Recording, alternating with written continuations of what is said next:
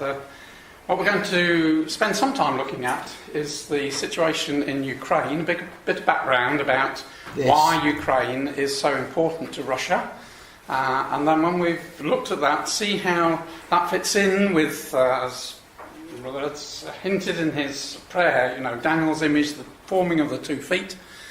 And then we can look at the events that have been happening in the past few weeks and months in the Middle East, in Iraq in particular, and the Pope's visit to Israel. And then finally, just a few brief slides on Britain and the EU. To the man. And let's see if we can... So, the key reading, if we were going to have a reading, would be Daniel chapter 2, which God revealed to Nebuchadnezzar the king what will happen in the latter days, and we know that we're living in the latter days.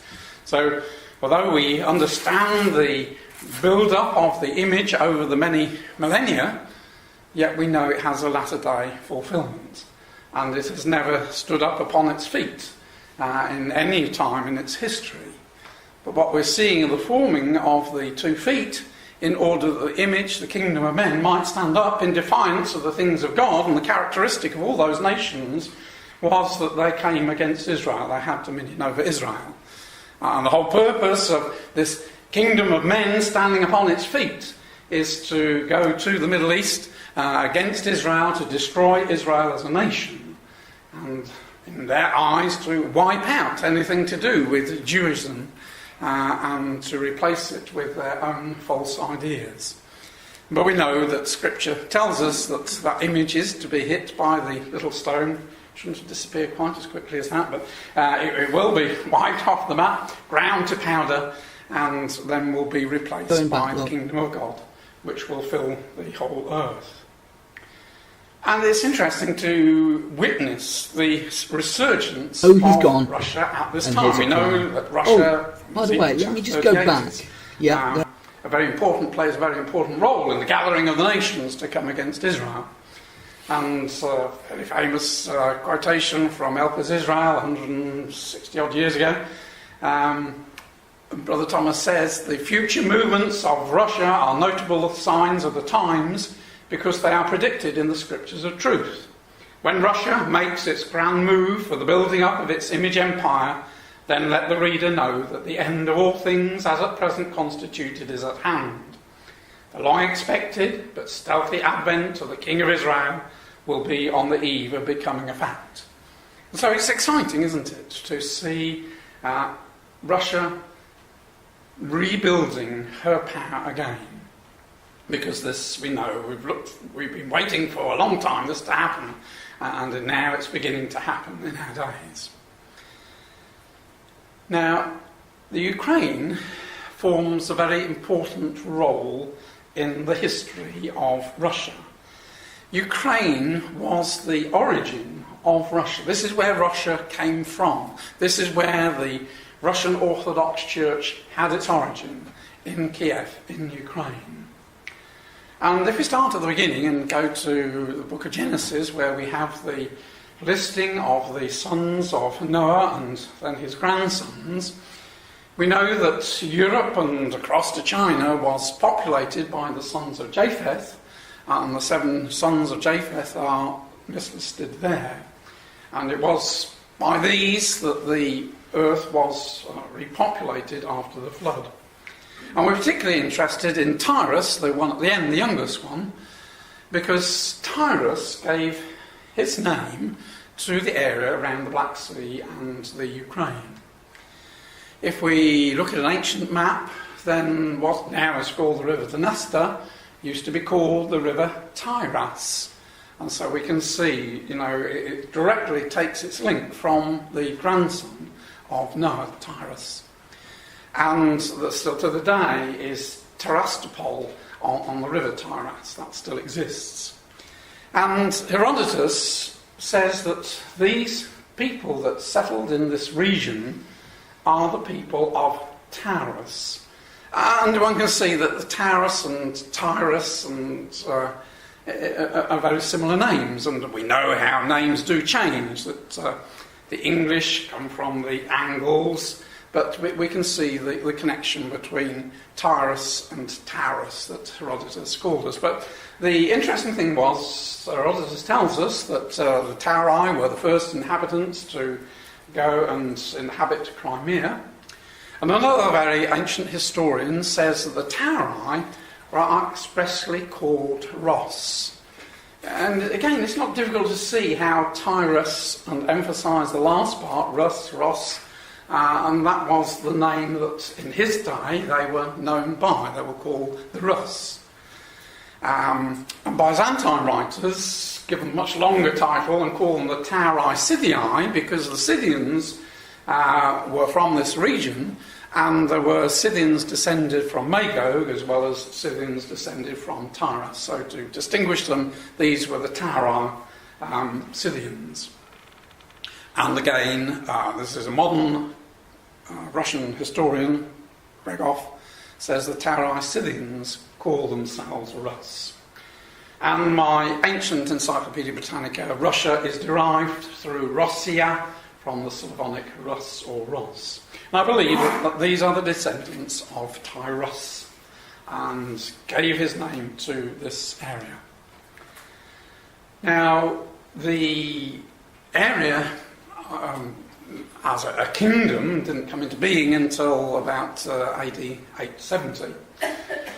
Due to the amalgamation of a city in the north and a city in the south, initially at war, but that very quickly became a peace between these two important cities, and the latter, Kiev, became the most important one.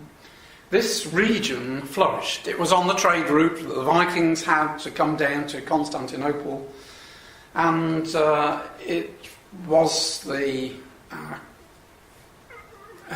one of these kings, Igor. Again, this Jewish Russian historian says the Soviet historians look upon Igor as the true beginning of the Russian princely line. So the Russians take their origins from this Kievan Rus way back in the 870s. And various kings here. The last one, Vladimir, was the one who was converted to Christianity, the Greek Orthodox, and he brought Christianity to Kiev.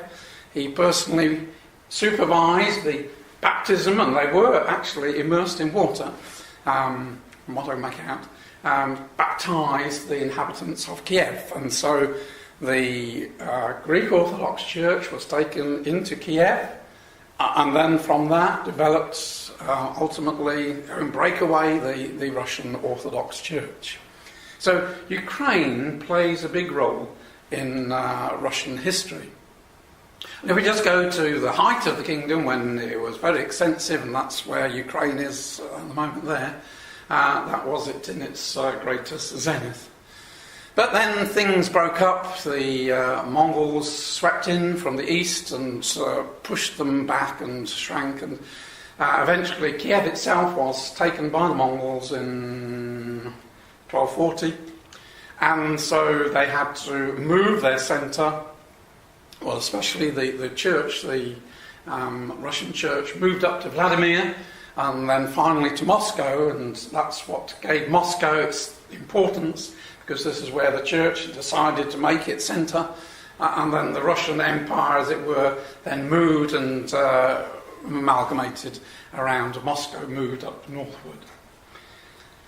And subsequent history in AD 1400s, you can see the outline of Kiev today, partly in Poland, partly in the Mongol area.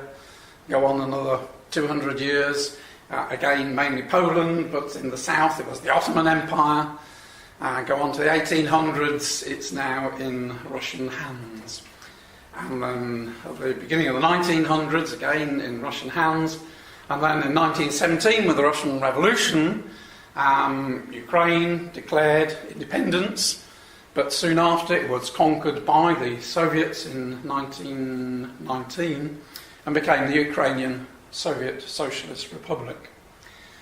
In World War II, Ukraine came under Nazi control, but by the end of the war the Russians had regained it. There was a lot of bloodshed, very bitter times in Ukraine during that war. So in 1991, when the Soviet Empire fell, Ukraine once more became independent. But we'll just look at Crimea, because Crimea has obviously been in the news a lot. Crimea had a different fate. Crimea was under the Russian-Soviet control. It wasn't under Ukrainian control until 1954.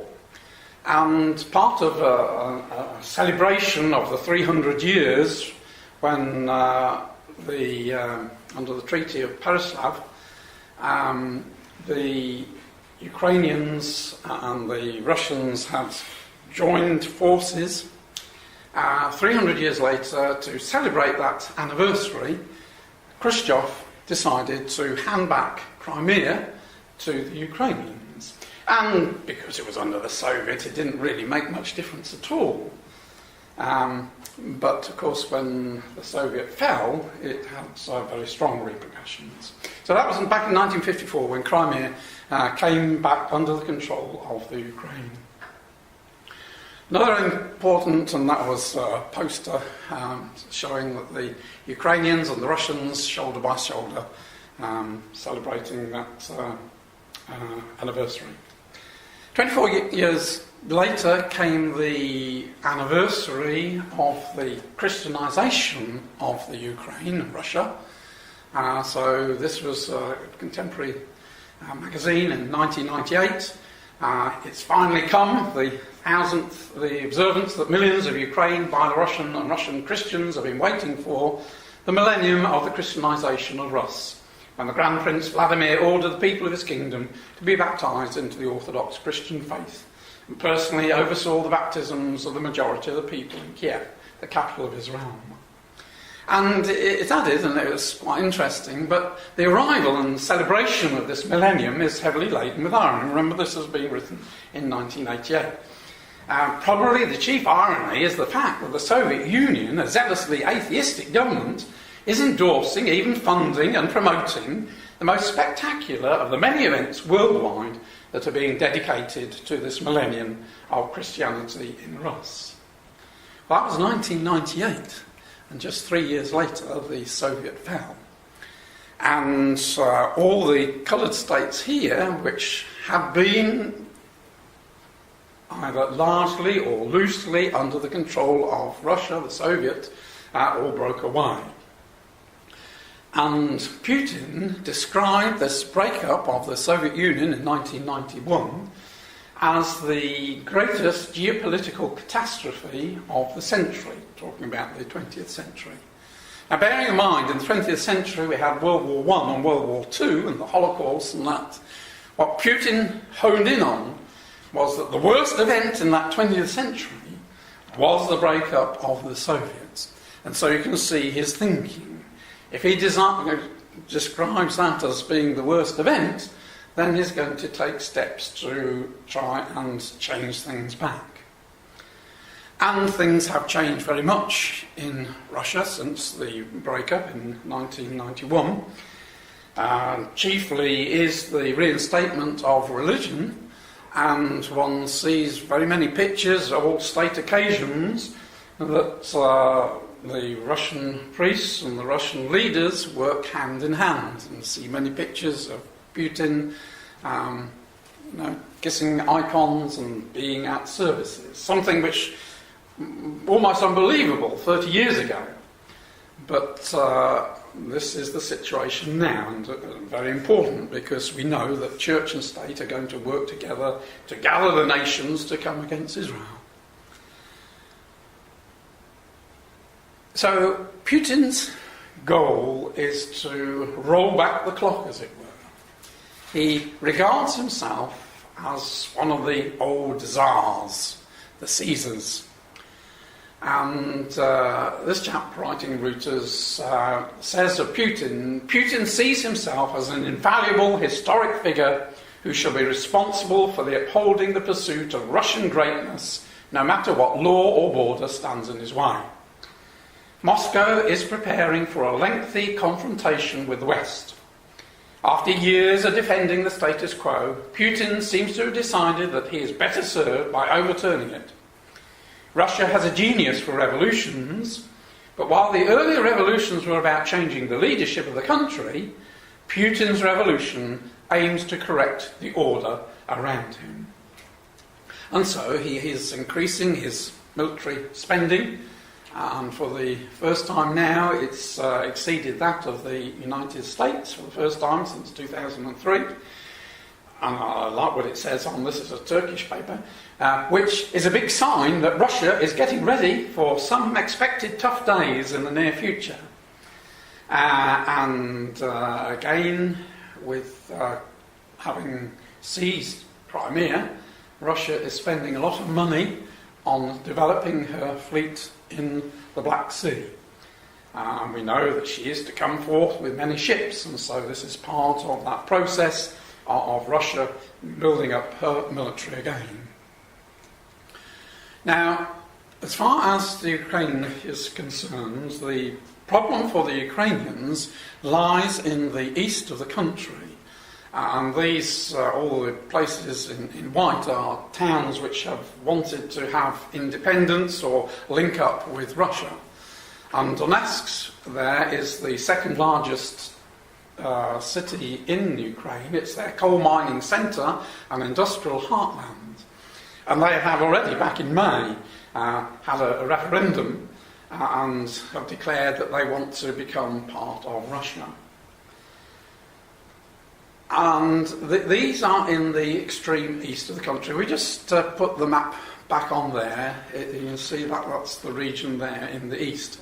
Now, if we overlay that with a map which shows the percentage of Russian-speaking people, you can see why that part is so much wanting to join up with Russia.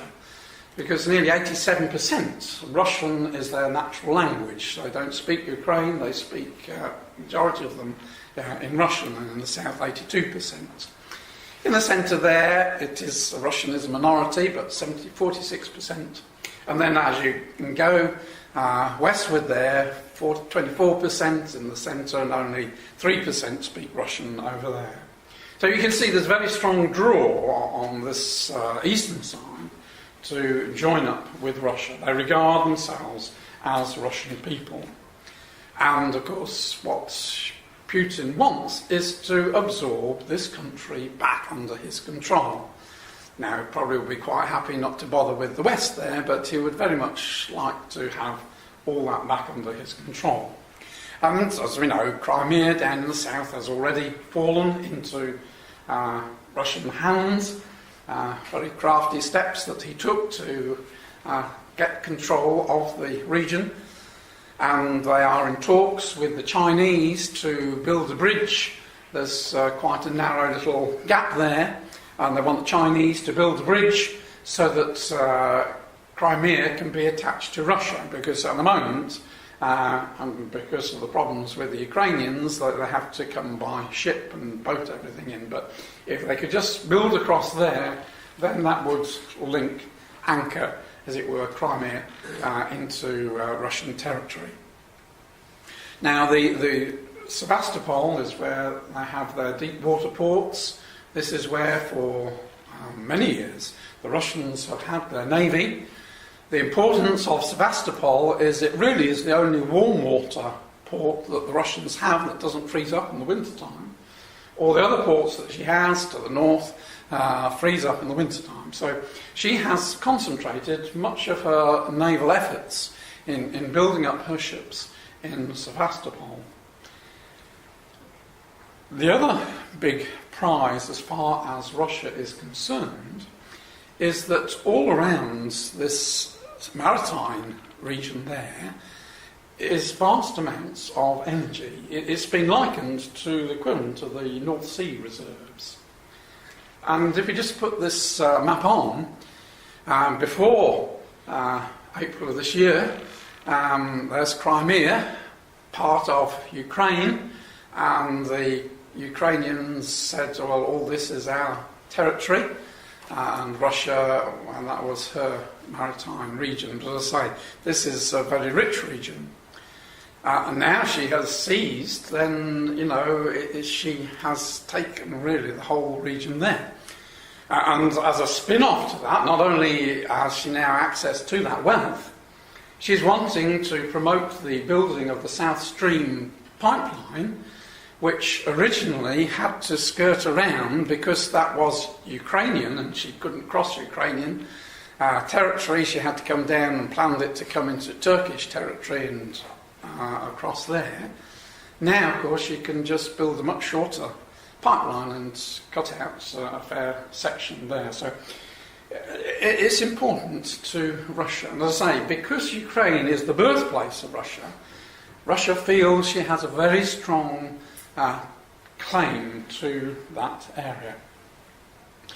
Now, we know that they've just had elections in the Ukraine, and the Petro Poroshenko is nicknamed the Chocolate King because, as well as being a politician, he is a billionaire businessman, and chocolates and sweets and that kind of thing is what he's made his money on.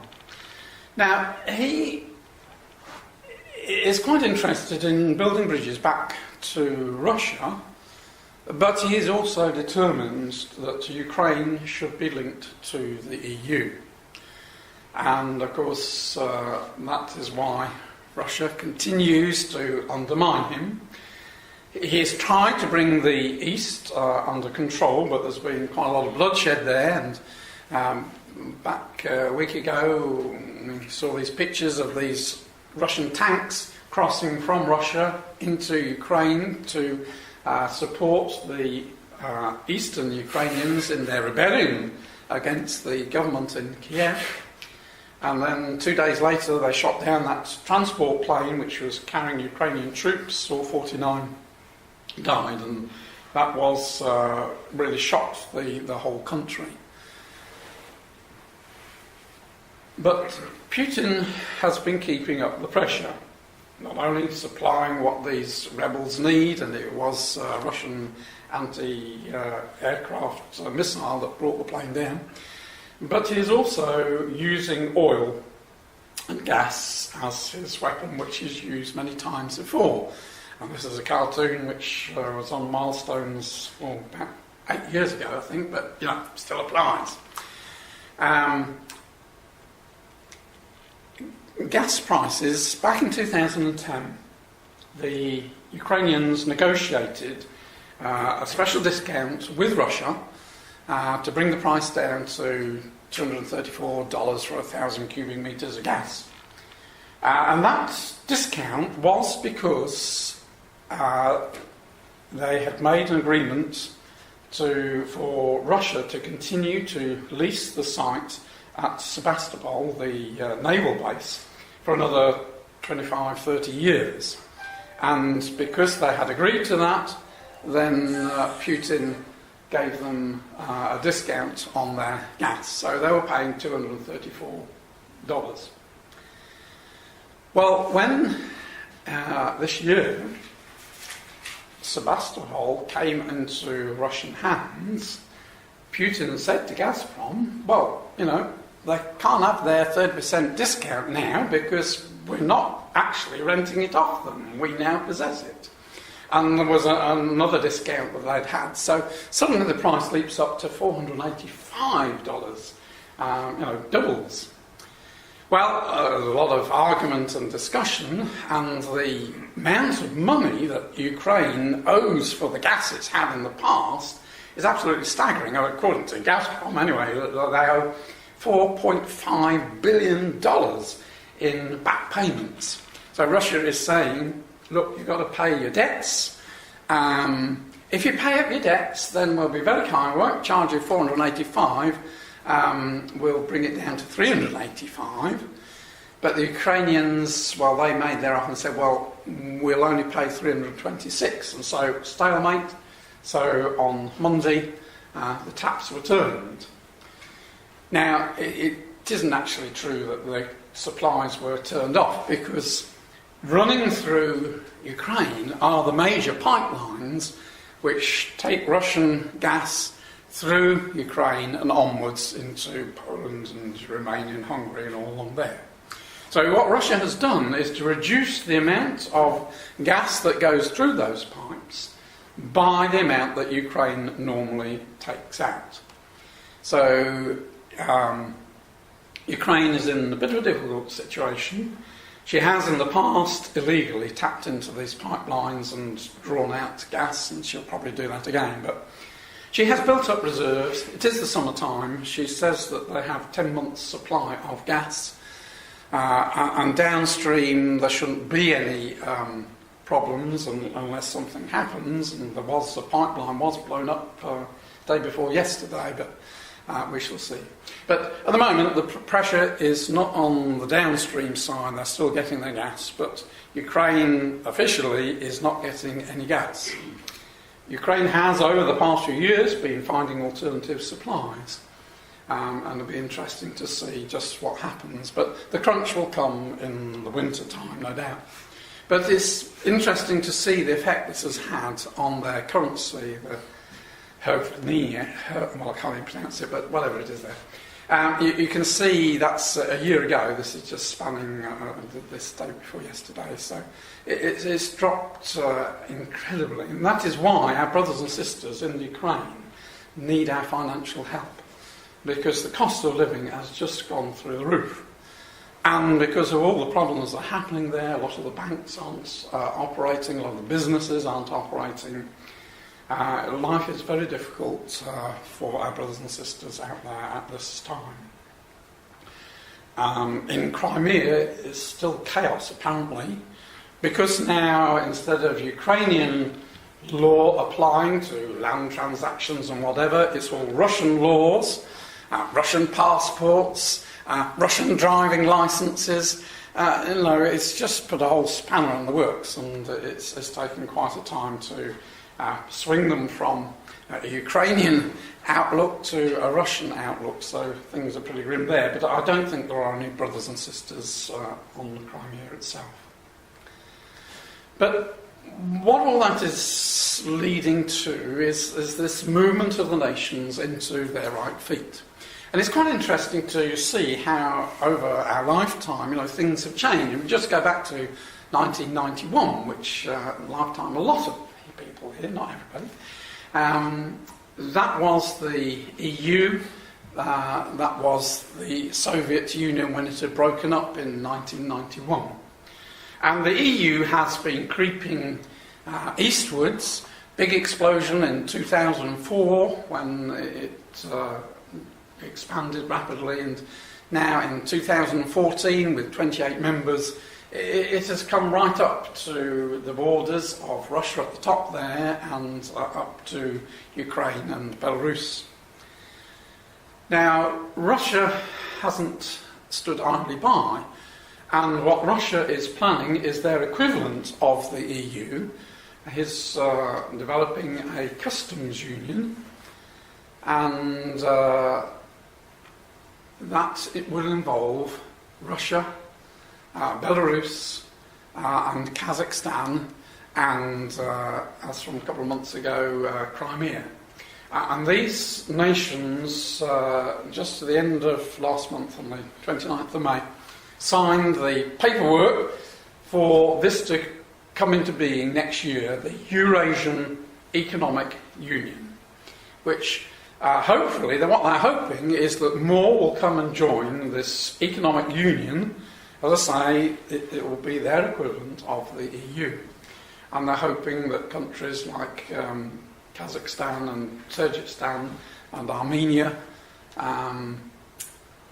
will join. They wanted Ukraine, they thought Ukraine would be one of the founder members, because the president up till was it February time when he fled off to Russia was very pro-Russian, but of course that's all got scuppered. But Putin still dreams of Ukraine and Moldova, and Georgia will come and join in. This we know from Bible in hand that these countries, this is where we expect this is how it is at the moment, this is what we would expect to happen, that countries like Ukraine, and those will be absorbed into the Russian side rather than the EU side. And it's an interesting time in the history of the world when nations see the benefit of joining up and forming bigger blocks because it gives them more power. And because of the things that were happening in Russia, the New Statesman had this as its cover on the 28th of March, with the Russian bear asserting herself, and you see the arrows going down into the Middle East and into Ukraine, down into Africa. And if you've got good eyesight, there's Cameron and Obama and Merkel standing there wondering just how to answer this aggressiveness now on the part of Putin. Is it time to rearm? And I think, yes, we will see a period when the nations will rearm to face this threat that they perceive of Russia. Well, we know in the scheme of things we are in this iron and clay feet being prepared for this image, and there has to be an eastern foot and there has to be a western foot. And we know, I've knocked out the scriptures here because we know them, so I can put other things in. But we know from scriptures that this strange mixture of iron and clay is one that doesn't really work. Iron we associate with Rome, Rome military and Rome ecclesiastical. And clay we associate with men. Adam was formed from clay, humanism. And we're in this strange mixture where we have weak and strong. We have the authoritarianism and humanism standing side by side. We see the authority of Rome in the churches. Very much in the East, in Russia, the church plays a very big role in everyday life in Russia and has brought the Russians together in a way which the communists never succeeded in doing. And we know that that's the Pope's dream, that he can mirror that kind of thing in Europe. And we know that he will succeed. We've gone through a period of humanism, leaving religion out of everyday life, but I think we're going to find a reaction against that, and people are going to come back to having a church power there. And Iron too speaks of military might, and we see the Russians are rebuilding their army, and I think that we shall also see on the other side the EU. She's been trying to come together with a unified army and not succeeded because Britain really isn't very interested in it. And Britain taken out of the way, then we shall see a regrowth of that. But in the spirit of Joel, the weak nations are saying, let's be strong. We're going to have a period of warfare, and so we're going to beat pruning hooks into spears. And this is the time period that we are at. And so what we've seen before our eyes is the shaking of the nations into their appropriate feet. So what is interesting is, where is the dividing line going to be between the eastern foot and the western foot? Where are the boundaries going to run? Well, we can only be guided by history. Back in the original division of the feet, the two legs, then it ran up through the Balkan region there, and the area to the north was lay outside the Roman Empire, mainly barbarian country, and so we don't have a definitive dividing line, but it makes sense that it will run up there, in which case that's Ukraine there, Romania and Bulgaria, which at the present are in the EU, I believe have got to come out, as to Greece. Greece is attached to the wrong leg, as is Cyprus, and eventually Turkey, of course, has got to be brought in. When Gog comes down, she will take Constantinople as part of her movement southwards. And so I believe that we shall see a division there, and so I expect the map to end up something like this, with Britain by that time out of it, and Greece and Cyprus and Turkey and that being in this camp here. But at the same time as we see the shaping of the 2 feet, those feet aren't just detached from the rest of the image. There are going to be 2 legs, 2 thighs, a body and a head of gold.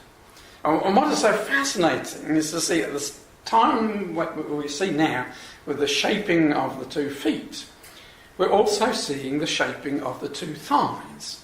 Now go back in history, the Greek Empire, remember how the Greek Empire was divided into a king of the north and a king of the south in relation to the nation of Israel. And again, we're seeing exactly the same kind of shaping up in the Middle East of Iran to the north and the Saudis to the south there, forming a north-south thighs, as well as we've got the east-west feet. So if we just now jump to what is happening in the Middle East, that's a map that tells us of the Shia and the Sunni split, because this is the whole basis of what is happening, has been happening for the past few years. Iran is very heavily, where's around there, 90% Shia. Iraq is predominantly Shia, but to a lesser extent, 63%. And apart from Yemen and Lebanon there, the rest are predominantly Sunni Muslims. And tremendous differences, it's a Protestant Roman Catholic kind of division between the two. And the Arab Spring has been very much influenced by this Shia-Sunni split. Now, what we've been seeing in the past few weeks and few days is the quite phenomenal expansion of this situation, the ISIS in Iraq. Now, that's a typo on the map. That should be 12, because all this is 10, 11, 12, so we haven't even got to the 21st, so it can't be showing the situation then, but just reverse those two. So this is now showing that this ISIS power, we'll look at who they are, now control a lot of Syria and all down here, almost to the doors of Baghdad. With the Syrian war over here, the Syrian war has now entered its 4th year. President Assad has been elected. He now has another 7 years in office. He's been brutally using chemical weapons and shrapnel-filled bombs to decimate his people. He's still clinging to power. It's estimated that 170,000 people have died, though I did see another estimate which put it nearly 250,000. But we know there's about 3 million have fled from Syria and 4 million have been displaced within Syria. It's a humanitarian disaster. And to begin with, there were lots of opposition parties trying to dislodge Assad. But as time's gone on, those parties have amalgamated. And what really has sprung out is this ISIS power now have the main power and have taken, there's lots of oil fields and that's in the Euphrates region there. They have emerged as a very strong power. So who are ISIS? What does ISIS stand for? ISIS is an Islamic state in Iraq and Syria, or sometimes instead of Syria it'll have Al-Sham, which is the ancient name for Syria. You'll also see it under ISIL, which is the exactly the same, but instead of saying Syria, it's saying Levant. Now, the Levant is the region really from Syria down to Israel, across to Iraq. Sometimes it goes down into Egypt and up into Turkey, but mainly the eastern Mediterranean lands as they go along. So this is an Islamic state that they are wanting to set up. This grouping started 10 years ago to support Al-Qaeda, and they were in Iraq, fighting in Iraq, and they are Sunni Muslims. Now, Saddam Hussein and most of his henchmen were also Sunni Muslims in a country where the majority was Shia. So Saddam Hussein had to use pretty brutal methods in order to retain power of his particular men who were Sunni, the minority in the country. So when the Americans came along and swept out the Sunnis, then ISIS was there to help Al-Qaeda fight against the British and the American. But just last year, 2013, there was a falling out between Al-Qaeda, the present Al-Qaeda leader, and the ISIS leaders, and Al-Qaeda tried to outlaw them. But they have gone from strength to strength. And there was an interesting article in the Guardian paper. Come on. It soon became clear, it says, that in less than 3 years, ISIS has grown from a ragtag band of extremists to perhaps the most cash-rich and capable terror group in the world.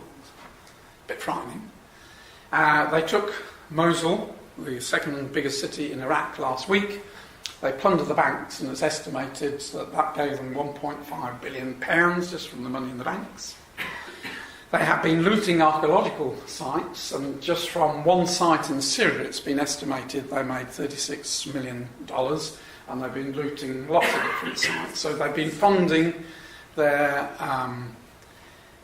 activities by obtaining that. And they've also had countless billions of pounds from the Syrian oil fields, which they now control. So they've got a vast amount of money, and are very strict in their wanting to apply Shia law.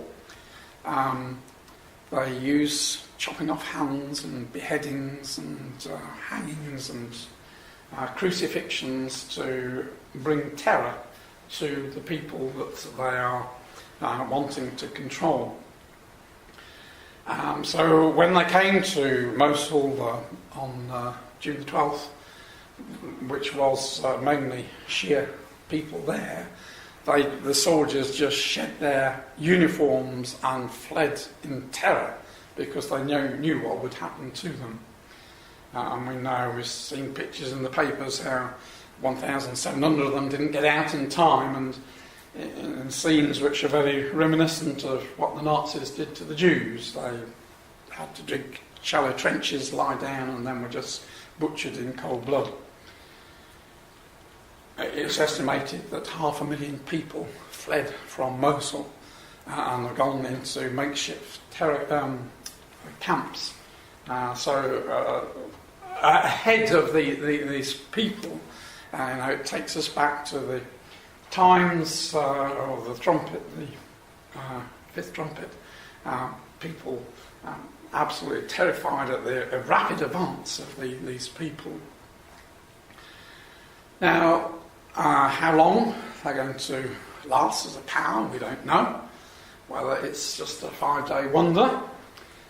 Remember, just over a year ago, we would have said Muslim Brotherhood were on the rise in charge of Egypt. Turkey was relying on them, Hamas was relying on them. And then suddenly, that all burst and went. Now, that might happen here because, of course, Iran is Shia. These people are Sunni.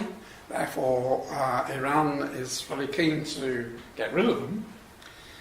Interestingly, the Kurds have taken the opportunity to do what they've wanted to do for a long time, set up their independent Kurdistan there, and want to join up with the Kurds in Turkey. And you see, back at the end of World War I, when Britain and France carved up this area, they just drew lines in the sands, didn't take much heed of tribal allegiances and that.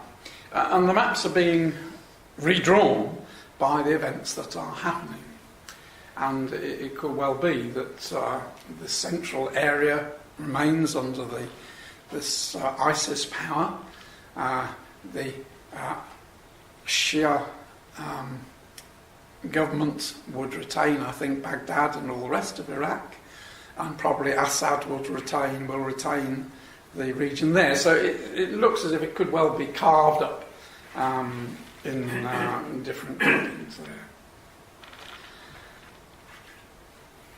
Now,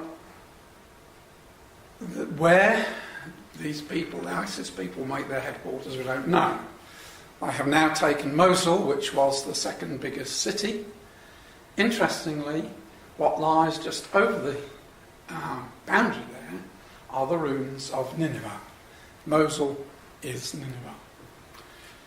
So where does this fit in Bible prophecy? Well, there is one prophecy which seems to be relevant, and that's the prophecy of Balaam, made, before ever Israel had gone into the land and before they had been scattered again. Balaam made these prophecies, and we know that the last prophecies that he made would very definitely take us to the kingdom age, and the ending was he looks on Amalek, takes up his parable. Amalek was the first of the nations, but his latter end shall be he shall perish forever. And we know that earlier he had called him Agag, Amalekite Agag, and the Septuagint says Gog, so a linkage with Gog, the latter day Amalekite. But it is just the closing that ships shall come from the coast of Kittim, shall afflict Asher, and shall afflict Eber, and he, Amalek, shall perish forever. Now we believe that when Russia does bring her ships down from the Black Sea through the taking Turkey so that she can bring all her ships down into here, taking Crete and eventually coming on to Cyprus and taking Cyprus, we believe that this probably could be the time when these words are fulfilled. And she goes by land and through Turkey to Asher, Syria, to take control of Assyria. And at the same time coming down into Egypt by ships and by land before coming back to Eber. Asher is Assyria, with the headquarters at Nineveh, and Eber, that's where we get Hebrew. Hebrew is a descendant of Eber. Eber means a crosser over, or the land on the other side of the river. And that's why Abraham was the Hebrew, because he went over the river Euphrates to this new land on the other side of the river. So it would appear that there is a need for Gog and his assembled forces to take control of Asher. In other words, it would, I'm no stronger than this, it would appear that that is a region that needs to be taken. We know at that time Iran is working with them, but he needs to send his troops to Asher, which would indicate that perhaps this ISIS power remains there, and it is its own little state in the middle there, and needs to be taken because it is hostile to Iran and it will be hostile to Russia, because being Sunni, it's allied with Saudi Arabia and these other nations, Arab nations to the south, who are part of the King of the South grouping. So it's interesting, as I say, I don't know whether they're going to pick Mosul as their centre, but it's interesting that if they did, that is Nineveh. That's just across the river there is the ruins of Nineveh. So, just looking at the situation at the moment, the predominant power, the major power in the region is Iran. Iran is very aggressive now that Britain and America are pulling out of Afghanistan. We know that they've got their troops and equipment already to go in and to take control of Afghanistan. They also want to take control of Pakistan. Now, in the past, they have been very strong across into Iraq and into Syria, and just in the past few months have rebuilt bridges with Turkey. Turkey, up to recently, thought that with Muslim Brotherhood in Egypt and in Hamas in Gaza, that she could build bridges down here with the Muslim Brotherhood. But now they have been, as it were, wiped out and disappeared. She now sees the wisdom of working with Iran.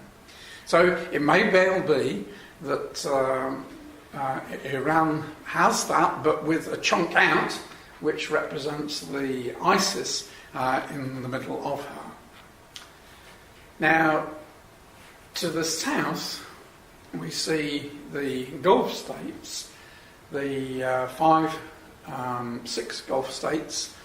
They're wanting to link themselves ever closer. They're planning next year to have a joint army of 100,000.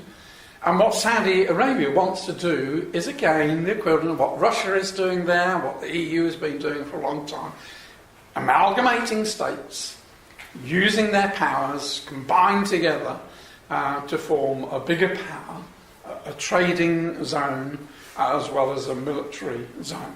So the Saudis in the south are doing exactly what Iran is trying to do in the north and what Russia is trying to do up in the north, to build an amalgamation of those states. And it's in talks with Jordan. It wants to take in Jordan.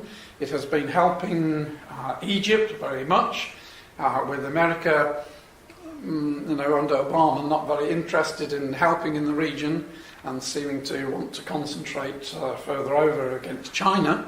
Then the Saudis have come to the fore and have been pouring money into Egypt. And they would like to see an amalgamation of these nations. Now, the problem at the moment is Yemen. Yemen is a Shia as opposed to Sunni country. A lot of Al-Qaeda terrorism here. And again, with American help, the Saudis are determined to clear them out of Yemen. And Yemen is due in, it's next year then, 2015, to become a member of the Gulf Council. We shall see. But we know this, of course, is Sheba, so she does have to change alliances and come under the control of this grouping here. So we see this fascinating bringing together of the power to the north and the power to the south, as it was in olden times. And Iran, the main power there, and Saudi Arabia to the main power at the south. We know that Russia and Europe combined will work with Iran to come and lop Egypt off and to take Israel. That's Ezekiel and Daniel tells us that. Now, just very briefly on Israel.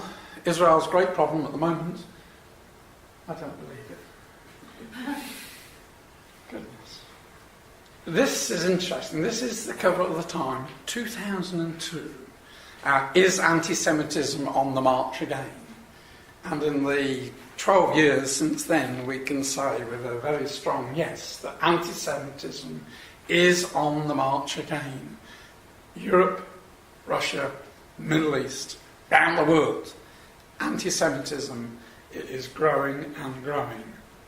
So much so that these are just a few headlines. Europe, Jewish life unsustainable in Europe due to rising anti-Semitism. They daren't go out in the streets showing any sign of Jewishness.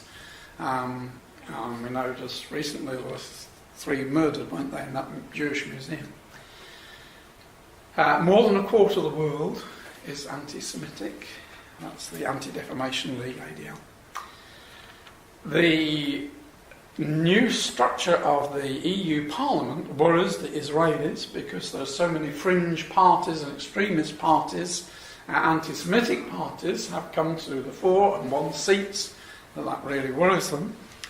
And of course, with Hamas and Fatah joining together, that is a very serious problem for Israel, because Hamas is dedicated to the elimination of Israel.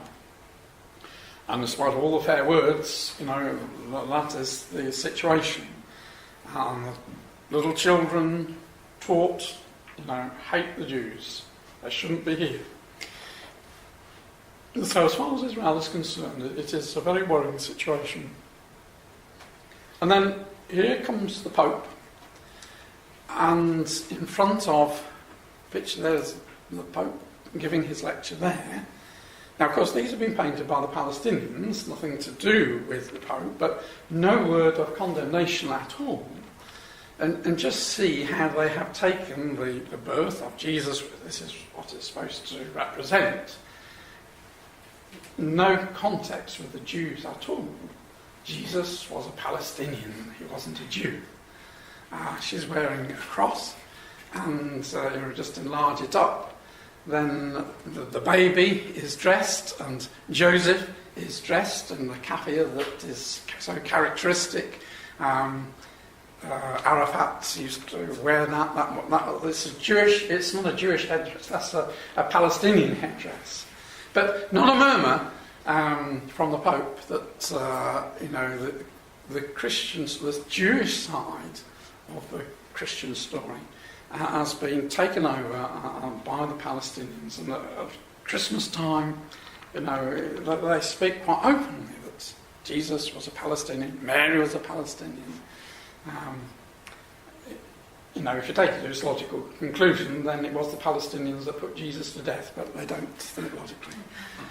And then the visit to the wall. We know that only a very small section of the security fence is a wall. It's only a wall where they have had problems with the Palestinians firing at the Jews on the other side, so they had to build big walls. But, look down at the little girl, she's being pushed forward with a Palestinian flag, so the photographers have this beautiful shot of the Pope there against the wall, and there the Palestinian flag, protesting on how the Jews treat the Palestinians. So when the Bible speaks of the nations coming against Israel, no surprise at all. And then beginning of this month, Abbas and the Pope and Perez went to the Vatican for a day of prayer. The situation hasn't changed since that day of prayer. But what is interesting, I was interested to learn, that Perez, when he was brought up in the 20s in Poland, for the first 9 years, went to a Jesuit school. And that accounts for an awful lot, because he has been very favourable to Israel. He has been one of the foremost in pressing Israel to hand over parts of Jerusalem to the Roman Catholic Church. And now, I can understand why. There is this friendship that he has with them. Now, this is, sorry, there's no description I've got up, but this is exactly the situation that God warns us, or warns Israel, that what they're going to do is to make friendships with people that will not benefit them. And it's clearly talking of the kingdom age, because it's saying, in that day the remnant of Israel shall no more again stay upon him that smote them, but shall stay upon Yahweh, the Holy One of Israel, in truth.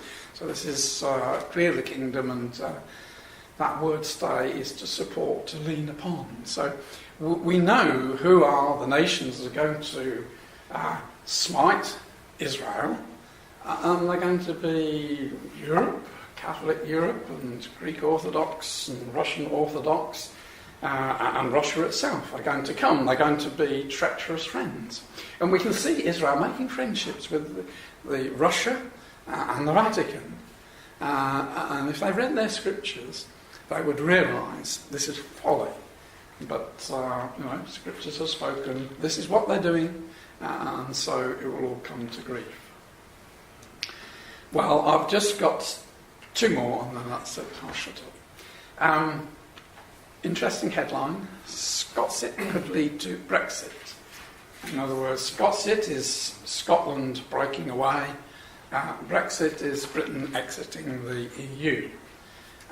What it said, if the Scots vote to leave the UK, in September, that could trigger a chain reaction which leads to the rest of the UK quitting the European Union.